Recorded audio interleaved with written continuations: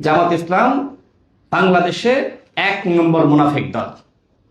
এবং নাহিদ ইসলামদের দুর্ভাগ্য যে তারা এই মুনাফিকদের সাথে হাত মিলিয়েছে, নিজেদের ভবিষ্যৎকে তারা গলা টিপে হত্যা করেছে। এখন থেকেই ছাত্র দল বা যারা বিএনপির সাথে যে সকল দল যুক্ত, তাদের ছাত্র সংগঠন এবং যুব সংগঠনকে আমাদেরকে যুক্ত রাখার ব্যাপারে ভাবতে হবে। এবং তিনি বাংলাদেশের বর্তমান মাননীয় প্রধানমন্ত্রী তার সাথে আলোচনা করেছিলেন এবং সেই শুরু থেকেই জনাব তারেক রহমান বাংলাদেশের মাননীয় প্রধানমন্ত্রী তার নির্দেশনায় বর্তমান স্বরাষ্ট্রমন্ত্রী আমি নুরুল হক নূর, ছাত্র দলের সভাপতি রাকিবুল ইসলাম রাকিব, সাধারণ সম্পাদক নাসির উদ্দিন নাসির, বিশেষ করে আমরা এই কয়েকজন একসাথে কাজ করছিলাম এবং অনেক বিষয়ে সমন্বয় হয়েছিল। আমি আজকে একটা ভিডিও দেখছিলাম, আমি শেয়ারও দিয়েছি। গতকাল তো 31 জুলাই ছিল, তাই না? আমি আপনাদেরকে যদি দেখাই এই ভিডিওটা, একটু দেখবেন।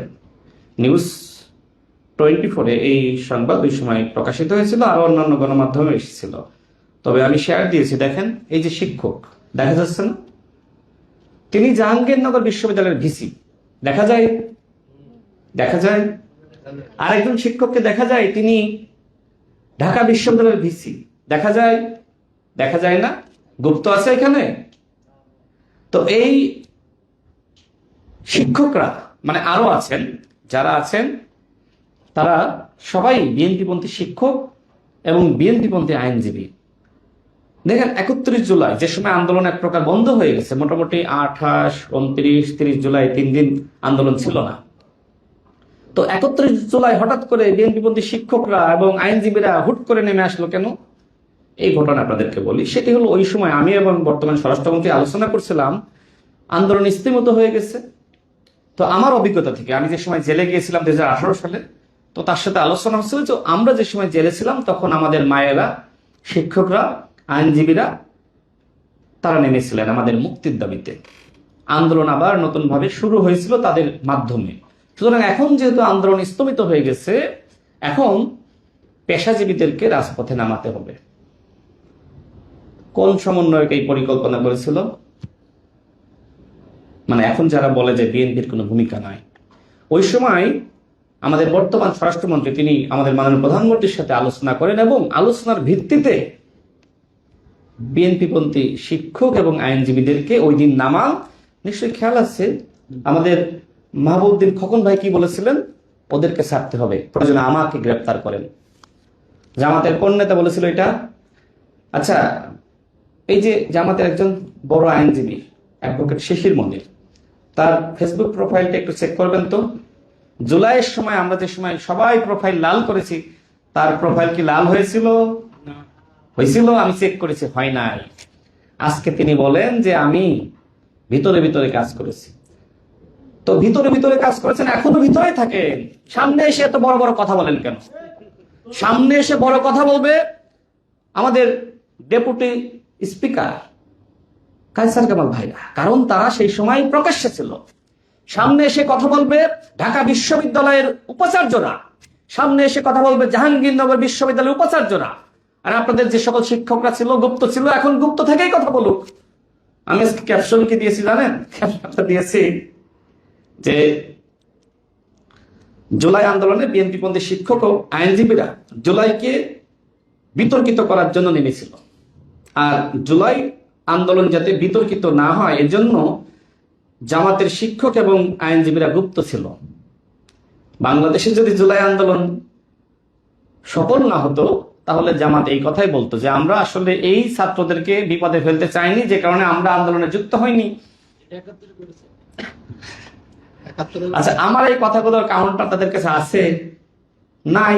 সুতরাং রাশেদ খান তো জামাত এবং এনসিপির কাছে খারাপ হবেই।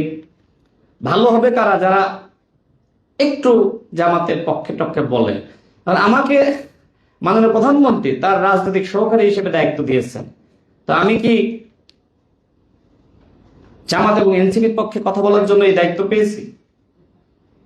সুতরাং তারা আমাকে গালিগালাজ করবে না আক্রমণ করবে, আই ডোন্ট কেয়ার। আমার কাজ, আমার দায়িত্ব, আমি সততার সহিত ইনশাল্লাহ পালন করব, এটা আমার দায়িত্ব।